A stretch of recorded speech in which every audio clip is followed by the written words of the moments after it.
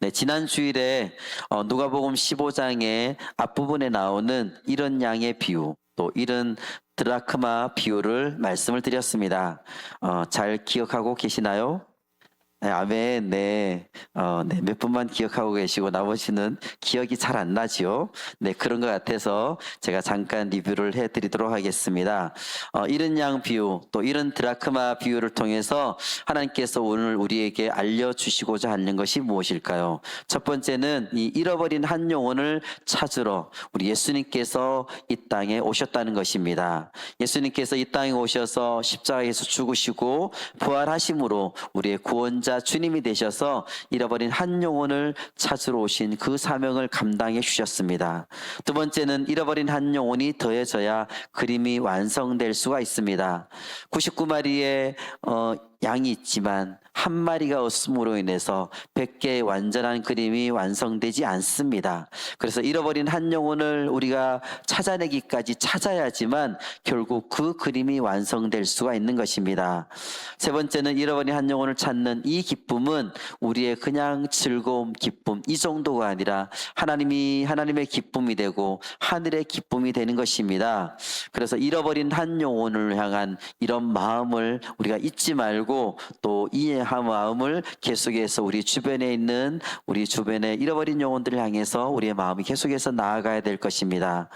이 잃어버린 영혼을 향한 하나님의 마음은 오늘 말씀에도 계속 이어지고 있습니다. 누가복음 15장에 그 두 가지 비유가 있고 난 다음에 마지막 세 번째 비유, 바로 오늘 읽은 우리의 잃어버린 아들에 대한 비유입니다. 우리가 너무나 잘 알고 있는 우리가 소위 탕자의 비유라고 이렇게 불리고 있는 말씀입니다. 오늘 본문을 읽을 때에 되게 우리가 그 초점을 이 둘째 아들에게 맞춰서 읽기도 하고 또 어떨 때는 이 첫째 아들에게 맞춰서 이 말씀을 읽기도 합니다. 하지만 우리가 이 비유의 초점을 아버지한테 맞춘다 그러면 전혀 다른 이야기가 되는 것입니다. 이 비유는 바로 이 아버지한테 초점을 맞춘 이야기입니다. 우리가 회복되고 치유되기 위해서는 이 핵심은 뭐냐면 아들이 아니라 아버지에게 회복과 치유의 핵심이 거기 있는 것입니다.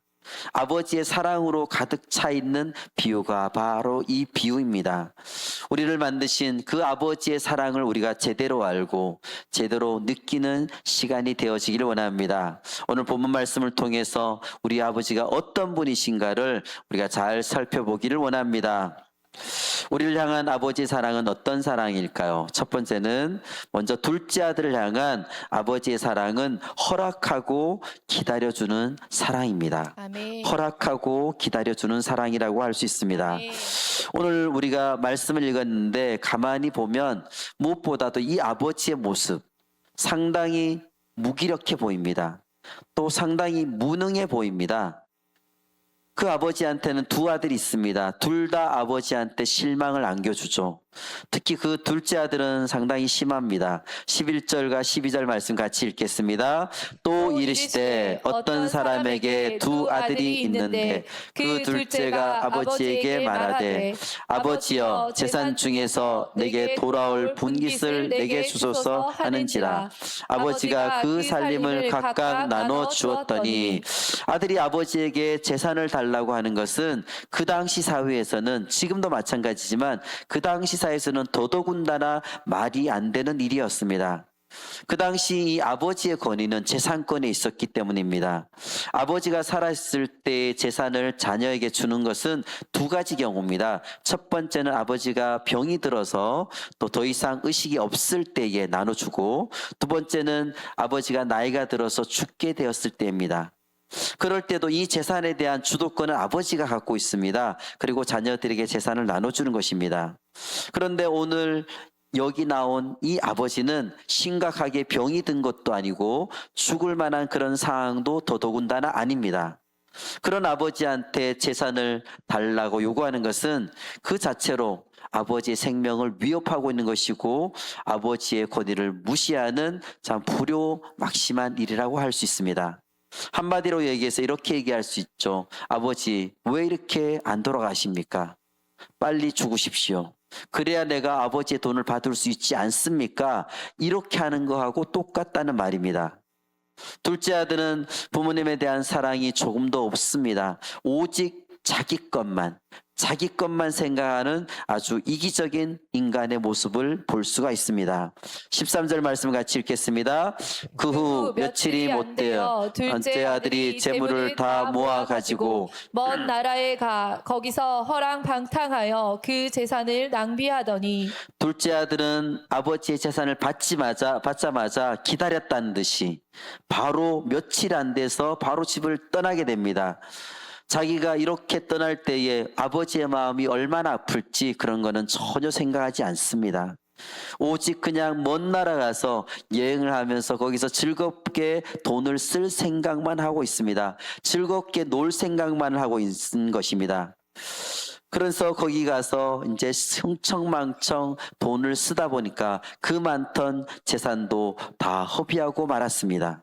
14절에서 16절 말씀 같이 읽겠습니다. 다 없앤 후 그 나라에 크게 흉년이 들어 그가 비로소 궁핍한지라. 가서 그 나라 백성 중 한 사람에게 붙여 사니 그가 그를 들로 보내어 돼지를 치게 하였는데 그가 돼지 먹는 쥐업 열매로 배를 채우고자 하되 주는 자가 없는지라. 이 둘째 아들은 분명히 유대 사람입니다. 유대인인데 유대인들은 금기시하는 것이 돼지를 치는 것입니다. 돼지고기를 먹지 않고 돼지를 치지 않죠. 그러니까 여기서 돼지를 쳤다는 것은 여기가 유대 땅이 아니라는 것, 이방인 지역이라는 것을 알 수 있습니다. 또 그가 얼마나 지금 힘들고 비참한 상태에 있으니까 돼지를 치고 있다는 것을 알 수 있죠. 엄청난 돈을 다 탕진하고 난 다음에 너무나 비참한 상태에 빠져버리게 된 것입니다. 거기서 그가 여러 가지 선택할 것이 있었지만 그래도 그는 그때 정신이 들면서 내가 아버지의 집으로 돌아가야 되겠다라는 생각을 하게 됩니다. 17에서 19절 말씀 같이 읽겠습니다. 이에 스스로 돌이켜 이르되 내 아버지에게는 양식이 풍족한 품꾼이 얼마나 많은가.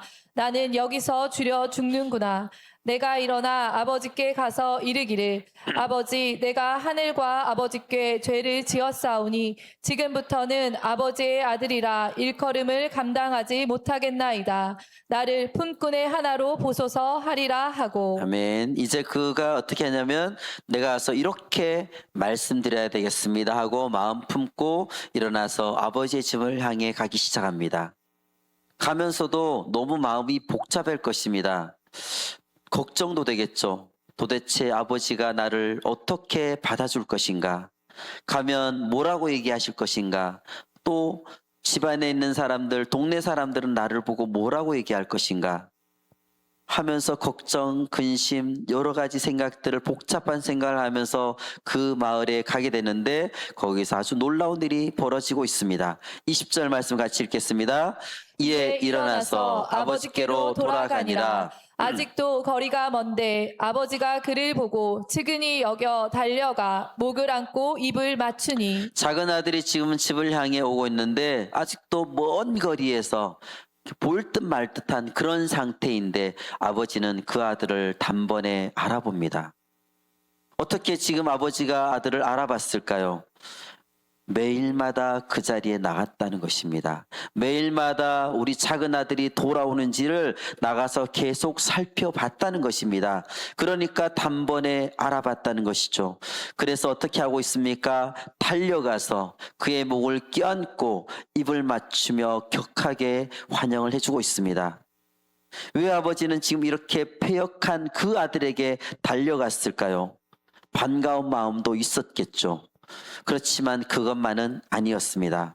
이 당시 문화에서는 이런 아버지, 이런 어른들은 뛰지 않습니다. 이 아들이 지금 성인이 됐으니까 아버지의 나이가 40대나 50대 정도 됐을 거라고 생각합니다.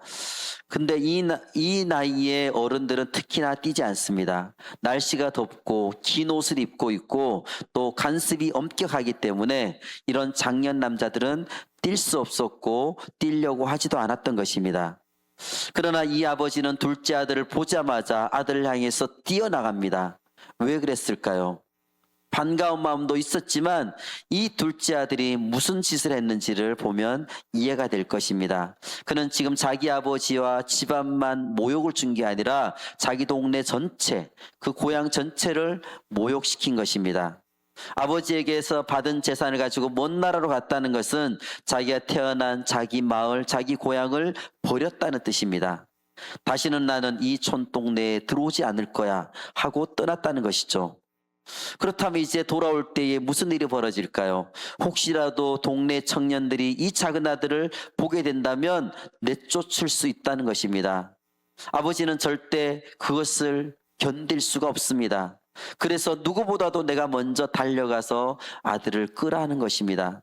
누군가 만약에 자기 아들을 보고 침을 뱉는다든지 돌을 던진다든지 하면 그 모든 것을 내가 감당하겠다. 아들을 내가 보호해 주겠다. 그런 마음으로 아버지는 달려간 것입니다. 아버지의 그런 예상치 못했던 그런 반응에 감동했고, 그리고 나서 아들은 자기가 생각해 놓은 그런 말을 하기 시작합니다. 21절 말씀입니다. 아들이 이르되 아버지 내가 하늘과 아버지께 죄를 지었사오니 지금부터는 아버지의 아들이라 일컬음을 감당하지 못하겠나이다 하나. 그런데 이 말을 하기 전에 둘째 아들이 원래 생각했던 멘트가 있었습니다. 19절 말씀 같이 보겠습니다. 지금부터는 아버지의 아들이라 일컬음을 감당하지 못하겠나이다. 나를 품꾼의 하나로 보소서 하리라 하고, 나를 품꾼의 하나로 보소서, 이렇게 말하려고 생각했습니다. 그런데 21절에서는 이 말을 하지 않았습니다. 왜 말을 하지 않았을까요? 왜 그랬냐면 아버지가 그의 말을 막은 것입니다. 아버지가 더 이상 말하지 않도록 막은 것입니다. 아버지의 사랑이 느껴지는 부분입니다. 그가 말을 다 하기도 전에 아버지가 그의 말을 가로막고 아들을 집으로 맞아들이고 대대적인 환영 파티를 하게 됩니다. 이때 작은 아들에게 아버지가 베푸는 것 하나하나 모두가 그에게 힐링이 되는 그런 과정이라고 할 수 있습니다. 22절에서 24절 말씀 같이 읽겠습니다. 아버지는 종들에게 이르되 제일 좋은 옷을 내어다가 입히고 손에 가락지를 끼우고 발에 신을 신기라. 그리고 살진 송아지를 끌어다가 잡으라. 우리가 먹고 즐기자. 이 내 아들은 죽었다가 다시 살아났으며 내가 잃었다가 다시 얻었노라 하니 그들이 즐거워하더라. 아멘. 아버지는 둘째 아들에게 좋은 옷을, 가장 좋은 옷을 입혀주십니다. 가락지를 끼워주고 신발을 신겨줍니다. 이것은 아들의 신분이 회복됐다는 것을 알려주는 것입니다. 아멘. 그리고 살진 송아지, 가장 최상품 고기를 가져와서 축제를 벌이게 됩니다. 바로 이것이 우리가 회개하고 주님 앞에 돌아왔을 때에 주님이 우리를 위해서 하시는 일인 것입니다. 그런데 원래 둘째 아들은 자기 자신을 어떤 눈으로 봤을까요? 지금부터 저는 아버지의 아들이라 일컬음을 감당하지 못하겠습니다. 나를 품꾼의 하나로 보소서. 이렇게 생각을 했지만 아버지는 그를 아들로 봤던 것입니다. 종이 아니라고 아들로 본 것입니다. 아멘. 아무리 과거가 복잡하고 허랑방탕한 생활하고 잘못을 했고 악한 행동을 했더라도 여전히 너의 신분은 아들이다.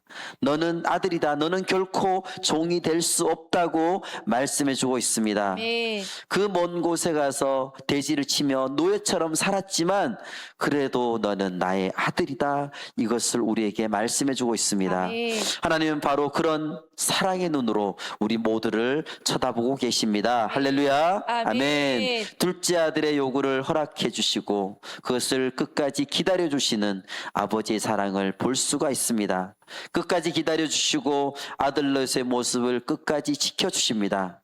그런 아버지가 바로 우리의 아버지라는 것이 우리는 너무나 감사할 따름입니다. 아멘. 우리를 허락해 주시고 우리가 되도 않는 얘기를 하더라도 그것을 허락해 주시고 끝까지 그것을 기다려 주시는 그 아버지의 사랑, 그 아버지의 사랑을 우리 모두 다 누리는 베델 가족들 되시기를 예수님 이름으로 축복합니다. 아멘. 아멘. 우리를 향한 아버지의 사랑, 두 번째는 무엇일까요? 둘째, 맏아들을 향해서는 참고 기다려주는 아버지의 사랑을 보여주고 있습니다. 아멘. 끝까지 참고 기다려주는 아버지의 사랑입니다. 25절에서 27절 말씀 같이 읽겠습니다. 맏아들은 밭에 있다가 돌아와 집에 가까이 왔을 때에 풍악과 춤추는 소리를 듣고 한 종을 불러 이 무슨 일인가 물은데 대답하되 당신의 동생이 돌아왔음에 당신의 아버지가 건강한 그를 다시 맞아들이게 됨으로 인하여 살찐 송아지를 잡았나이다 하니. 여기서 보면 이 아버지의 권위를 무시하고 불순종한 것은 둘째 아들만이 아니었습니다. 큰 아들도 마찬가지입니다. 어쩌면 동생보다 더했을 수도 있습니다. 그래도 작은 아들은 아버지를 뭐라고 부르냐면 아버지라고 부르고 있습니다. 그런데 이 맏아들은 뭐라고 아버지를 부르냐? 호칭을 부르지 않습니다. 그냥 말하고 있습니다. 29절 말씀 같이 읽겠습니다. 아버지께 대답하여 이르되 내가 여러 해 아버지를 섬겨 명을 어김이 없거늘 내게는 염소 새끼라도 주어 나와 내 벗으로 즐기게 하신 일이 없더니. 여기 보면 아버지라고 부르는 것처럼 되어 있지만 실제로는 당신이라고 부르고 있습니다. 이걸 좀 더 정확하게 알아보기 위해서 영어 NIV 성경에 보면 이것을 확실하게 알 수 있습니다. 29절에 있는 NIV 성경을 보시면 혹시 여기 있는 거 지금 다 같이 읽으라고 할까봐 걱정하시는 분이 계실까봐 다 같이 읽지는 않겠습니다. 네, 29절에 보면 NIV에 보면 빨간색으로 제가 표시를 해놨습니다. 아버지한테 보라고 지금 명령하고 있습니다. 그리고 아버지한테 아버지라고 얘기하지 않고 계속 your, 계속 you라는 표현을 쓰고 있습니다. 이렇게 아버지한테 너라고 얘기하는 것은 그 당시에 아버지에 대한 저주에 해당되는 것입니다. 그리고 율법에서는 부모를 저주하면 그 자녀를 반드시 죽이라고 되어 있습니다. 그런데 이 아버지는 왜 맏아들을 지금 벌하지 않고 있을까요? 어떤 면에서 보면 아버지가 상당히 무기력해 보이고 무능하게 보이기 쉽습니다. 상당히 우유부단한 것처럼 보입니다. 벌을 내려야 되는데 그렇지 못하고 있는 것이죠. 여기서 있는 이 비유에서 아버지는 하나님 아버지를 상징하고 있습니다. 예수님께서 이 비유를 통해서 하나님 아버지를 나타내고 있습니다. 그런데 하나님은 우리가 알기에 무기력한 분은 아니시죠. 그분은 이 세상을 지으신 창조주이시고 이 세상의 모든 것을 다스리는 전능하신 분이고 아멘. 불가능이 없으신 하나님이십니다. 아멘. 그런데 왜 여기서 봤을 때 이렇게 무기력해 보이고 무능하게 보일까요? 근데 이것은 하나님의 무기력함과 무능함이 실제로는 아닙니다. 놀랍게도 이것은 하나님의 사랑을 나타내주고 있습니다. 아멘. 거역한 자녀에게, 불순종하는 자녀에게 오래 참아주고 기다려주는 그 사랑을 나타내주고 있는 것입니다. 우리의 잘못을 지적해주고 벌을 주는 일에 있어서는 너무나 약하고 무능력해 보이는 아버지의 모습, 벌을 내려야 함에도 불쌍해서 참아주시는 그 마음, 바로 그것이 하나님 아버지의 사랑의 마음인 것입니다. 아멘. 28절 말씀 같이 읽겠습니다. 그가 누가 노하여 들어가고자 하지 아니하거늘 아니하거늘 아버지가 나와서 권한대.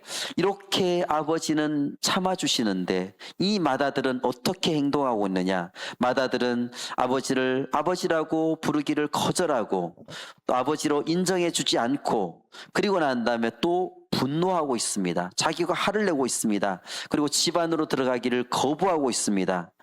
아들로서는 말이 안 되는 행동을 하고 있는 것이죠. 그렇게 분노하며 들어오기를 거부하는 큰아들에게 아버지가 어떻게 반응하고 있을까요?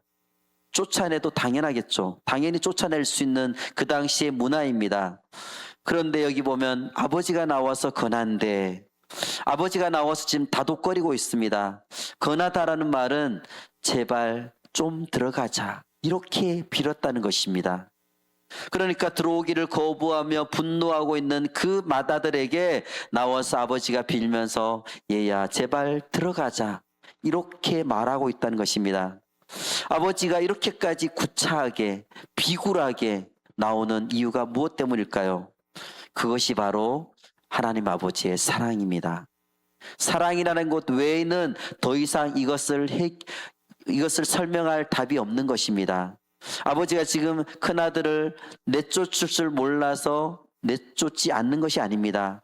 이렇게 빌면서 들어가자고 얘기하는 것이 바로 아버지의 사랑인 것입니다.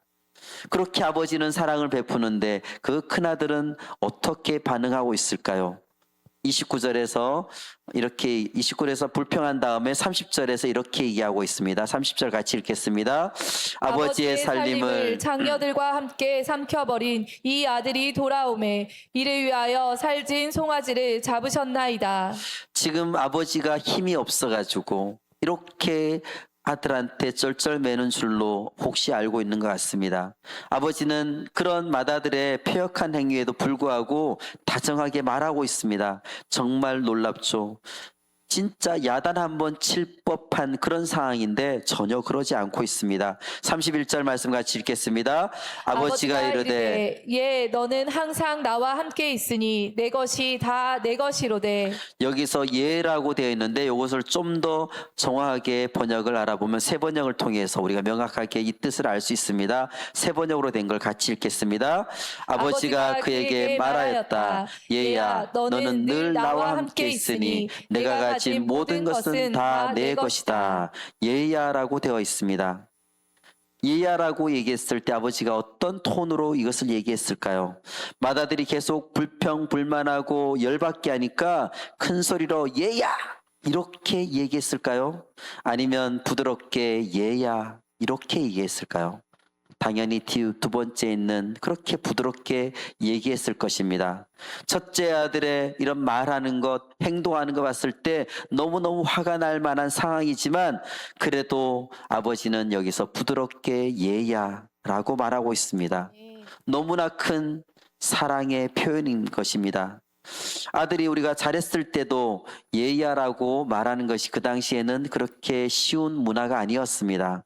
그런데 지금 엄청나게 분노하고 말을 안 듣고 있는 그런 상황에서 아들을 향해 예야라고 얘기하는 것은 상상도 할 수 없는 그런 표현이라고 하는 것입니다. 하나님께서는 우리의 행위와 관계없이 언제나 우리에게 그런 사랑으로 다가오십니다. 때로는 내가 원하는 대로 안 될 때도 있고 기도했는데 내 뜻대로 안 될 때가 있습니다. 하나님 어떻게 나한테 이렇게 응답해 주지 않습니까? 어떻게 나에게 이렇게 하실 수가 있습니까? 이렇게 우리가 실망하고 분노하고 하나님 앞에 대들 때가 있죠. 그래서 난 이제 더 이상 나 기도 안 할 거야. 예배 안 드릴 거야. 아무것도 안 할 거야. 이렇게 거부하는 우리들에게 하나님은 놀랍게도 우리를 벌하시는 것이 아니라 얘야 지금도 우리에게 이렇게 불러주십니다. 아멘. 큰아들은 자기 동생을 지금 아버지의 살림을 창녀들과 함께 삼켜버린 이 아들이라고 부르고 있습니다. 동생이라고 하지도 않고 그렇게 부름으로써 이제 지금 나랑 아무 상관이 없다. 너는 나의 형제가 아니다. 이런 뜻으로 얘기하고 있습니다. 자기와의 관계를 끊어버리겠다고 큰아들은 계속해서 막 나가고 있습니다. 또 큰아들은 친구들과 함께 먹으며 즐길 수 있는 염소 새끼를 달라고 합니다. 내게는 나와 내 벗 이렇게 나라는 단어를 계속 사용하고 있습니다. 29절 말씀 같이 읽겠습니다. 아버지께 대답하여 이르되 내가 여러 해 아버지를 섬겨 명을 어김이 없거늘 내게는 염소 새끼라도 주어 나와 내 벗으로 즐기게 하신 일이 없더니. 그러니까 계속해서 나라는 표현만을 쓰는 것을 봤을 때에 이 아들은 아직까지 자기밖에 모르는 이기적인 모습입니다. 사랑은 자기의 유익을 구하지 않는다고 고린도전서 13장에서 말씀하고 있습니다. 그런데 지금 자기의 유익을 구하는 이 모습은 사랑하지 않는다는 뜻입니다. 그 아버지한테 이 큰아들은 사랑하지 않는다는 것을 이렇게 표현하고 있습니다. 또 그리고 지금 자기한테 준 게 뭐가 있냐고 큰아들이 따지고 있죠. 그런데 12절에서 둘째 아들이 아버지 재산을 달라고 얘기했을 때에 아버지가 어떻게 했느냐. 아버지가 그 살림을 각각 나눠줬다. 각각 나눠줬다고 얘기했습니다. 둘째 아들이 재산을 요구했을 때에 둘째 아들한테만 재산을 준 것이 아니라 첫째 아들에게도 이미 다 재산을 줬다는 것입니다. 유대인들에게는 이 재산을 나눠줄 때 장자한테는 두 몫을 줍니다. 여기 아들이 지금 2명이니까 아버지가 재산을 셋으로 나눠서 그 둘은 큰아들한테 주고 하나는 작은 아들한테 줬다는 것입니다. 큰아들은 지금 동생보다도 2배가 더 많은 엄청난 재산을 받았습니다. 그러면서도 이렇게 내가 준 것이 뭐가 있냐고 이렇게 배은망덕하게 얘기하고 있습니다. 32절 말씀 같이 읽겠습니다. 이 내 동생은 죽었다가 살아났으며 내가 잃었다가 얻었기로 우리가 즐거워하고 기뻐하는 것이 마땅하다 하니라. 형은 이 아들이라고 불렀는데 아버지는 이 내 동생이라고 부르면서 죽었다가 살아났고 잃었다가 되찾았다고 말하고 있습니다. 그리고 마지막에 뭐라고 말씀하고 있습니까? 우리가 즐거워하고 기뻐하는 것이 마땅하다. 아멘. 아멘. 우리가 즐거워하고 기뻐하는 것이 잃어버린 아들을 찾았을 때에 이것저것 따지지 않고 그 영혼이 하나님 앞에 돌아왔을 때 우리는 즐거워하고 기뻐하는 것이 마땅하다는 것입니다. 아멘.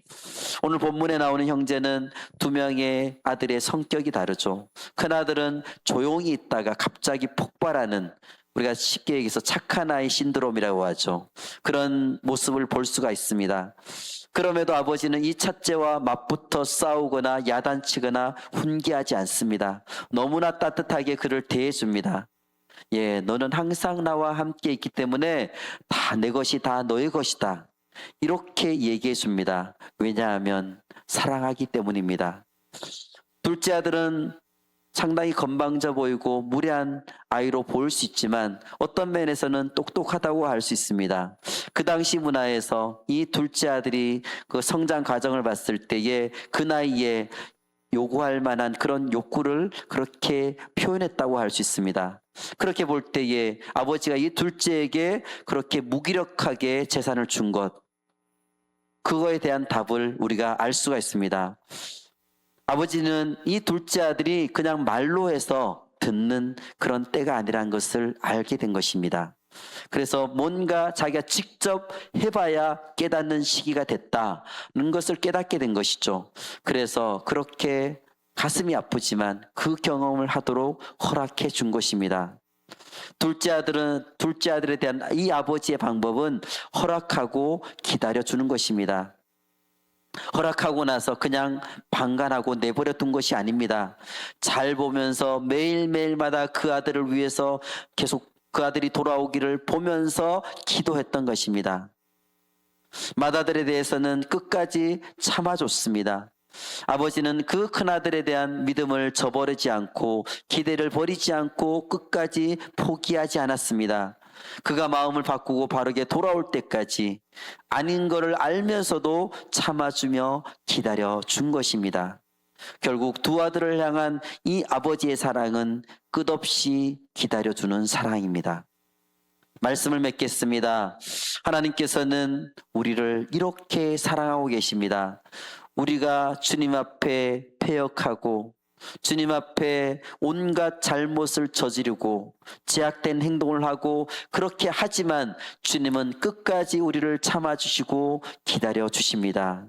우리를 향한 아버지의 사랑은 어떤 사랑이었습니까? 첫 번째는 둘째 아들을 향해서는 허락하고 끝까지 기다려주는 아버지의 사랑이었습니다. 아멘. 두 번째는 맏아들을 향해서는 끝까지 참고 기다려주는 아버지의 사랑을 볼 수가 있었습니다. 네. 하나님이 우리를 모르셔가지고 지금 우리를 이대로 놔두는 것은 아닙니다. 내가 죄를 지었지만 하나님이 내 죄를 지은 걸 모르니까 지금 가만히 놔두고 있는 것이 아니라는 것입니다. 하나님은 모든 것을 다 알고 계십니다. 그렇지만 모르는 척하고 허락해 주십니다. 다 알면서도 믿고 기다려 주시는 분이 바로 우리 하나님이십니다. 그 허락하심, 그 인내하심, 그 기다림, 그것이 바로 오늘 우리를 향한 하나님의 사랑의 방법이라고 할 수 있습니다. 하나님은 우리가 둘째 아들처럼 당돌하게 하나님께 반항하고 멀리 떠날 때에 바로 벌하지 않으시고 오히려 그런 경험을 할 수 있도록 허락하시면서 우리가 성장하기를 기다려 주십니다. 아멘. 또 하나님 우리가 맏아들처럼 하나님께 분노하고 성내고 무례하게 굴고 폭발할 때에 야단치거나 벌을 내리는 대신에 아주 오래 참고 기다려 주십니다. 아멘. 하나님이 바로 우리에게 그런 치유자가 되십니다. 그리고 하나님은 그런 우리의 아버지가 되십니다. 왜 그렇게 하실까요? 우리를 너무나 사랑하시기 때문입니다. 아멘. 그렇다면 그런 사랑을 우리는 입었습니다. 그러면 우리는 이 사랑을 가지고 어떻게 해야 될까요? 우리 자녀를 향해서 이렇게 해야 되겠죠. 알면서도 허락해주고 기도하고 기다리는 것. 알면서도 끝까지 기다려주는 것입니다. 내가 왜 그래야 될까요? 내가 내 자녀를 사랑하기 때문입니다. 그리고 더 나아가서 우리의 베스트들, 이웃들, 우리가 참 기다릴 때 참 이게 너무너무 힘들죠. 그 언제까지 베스트에게 우리가 비를 맞춰야 될까? 그렇지만 하나님께서 우리에게 말씀하고 계십니다. 아버지의 사랑으로 허락하고 기다려주고 인내하고 기다려주라고, 그렇게 아버지의 마음을 가지라고 우리에게 말씀하고 있습니다. 그 영혼을 향한 아버지의 끝없는 사랑을 우리가 기다림으로 실천하는 것입니다. 그럴 때 우리를 통해서 자녀들이 주님 앞에 돌아오게 되고 우리를 통해서 베스트들이 주님 품으로 돌아오는 그런 역사가 일어나게 될 줄로 믿습니다. 아멘. 아멘. 의지하고 순종하는 길은 예수 안에 즐겁고 복된 길이로다. 우리 받은 것은 주께 다 드리면 그 신사